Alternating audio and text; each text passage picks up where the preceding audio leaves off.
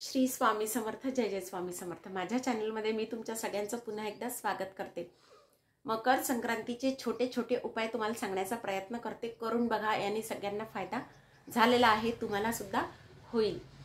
मी माझ्या प्रत्येक व्हिडिओमध्ये तुम्हाला सांगत असते की माझे उपाय जे असतात ते साधे सरळ आणि सोपे असतात, करून पाहण्यासारखे असतात. तर करून बघा, ठीक आहे. मकर संक्रांतीचा दिवस जो आहे हा पर्वकाळ असतो असे आपण मानतो, ठीक आहे.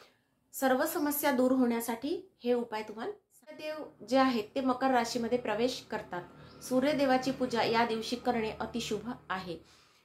तर काय करायचं, ज्यांना नोकरीमध्ये अडचणी येतात किंवा नोकरी लागल्यानंतर सुद्धा वरिष्ठांचा काही त्रास असेल किंवा काही अडचणी अशा भरपूर असतात, तर बघा काय करायचं, एक लोटा जल घ्यायचं, त्यामध्ये कुंकू टाकायचं, अक्षता टाकायच्या आणि सूर्यदेवाला जल अर्पण करायचं आहे. हा उपाय तुम्हाला इथे करून पाहायचा आहे मकर संक्रांतीच्या दिवशी.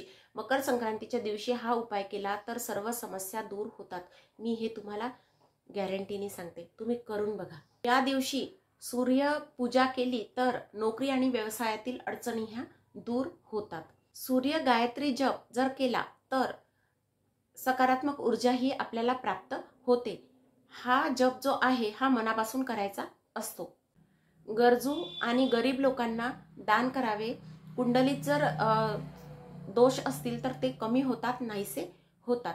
तर यामध्ये दान काय करावे, तर तुम्ही कुठल्याही प्रकारचं दान करू शकता. एखादं गोड, मंदिराच्या बाहेर जे लोक बसतात त्यांना एखादं काहीतरी स्वीट देऊ शकता किंवा तिळगुळाचे लाडूच देऊ शकता किंवा कपडे दान करू शकता.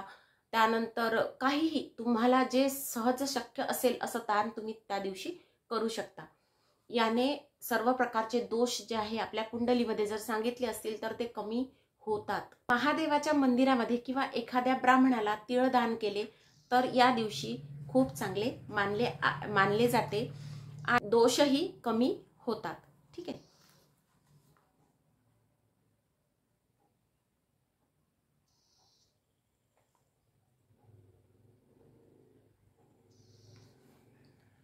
या दिवशी काळे तीळ जर पाण्यामध्ये टाकून आंघोळ केली तर शनी दोष, सूर्य दोष हा कमी होतो, नाहीसा होतो. सूर्य गायत्री मंत्र जो आहे तर या दिवशी याचा जाप करणे अतिशय चांगले आहे.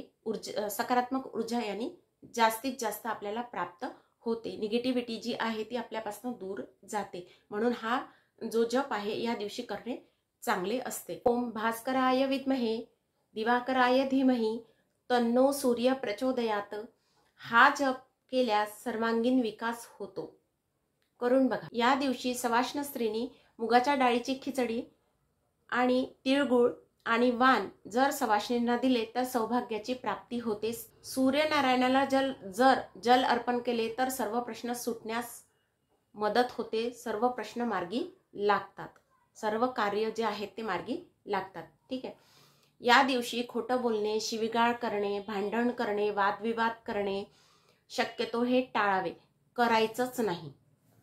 खोटं बोलणे, मांसाहार करणे संक्रांतीच्या दिवशी ह्या गोष्टी वर्ज्य आहेत.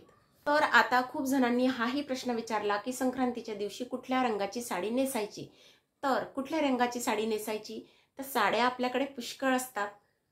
तर बघा, सौभाग्याच्या ज्या साड्या आहेत तर आपण लाल, हिरवा, शक्यतोवर हिरवा असाच आपण रंग धरतो. तर निसर्गाने आपल्याला जो रंग दिला आहे तो कोणता आहे, तर हिरवा आहे. लाल, हिरवा आणि पिवळा या 3 साड्यांपैकी कुठल्याही रंगाची साडी तुम्ही घातली तरी सुद्धा चालते.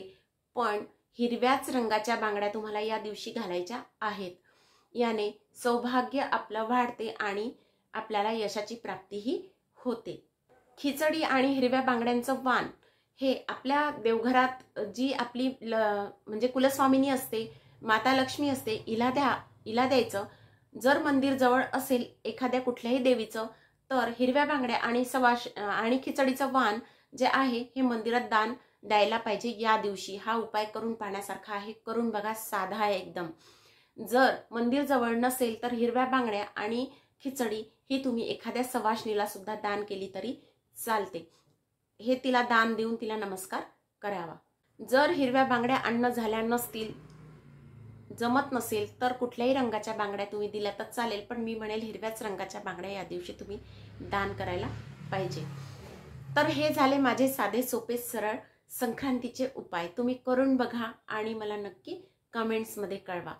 आपण भेटू नेक्स्ट व्हिडिओमध्ये. श्री स्वामी समर्थ.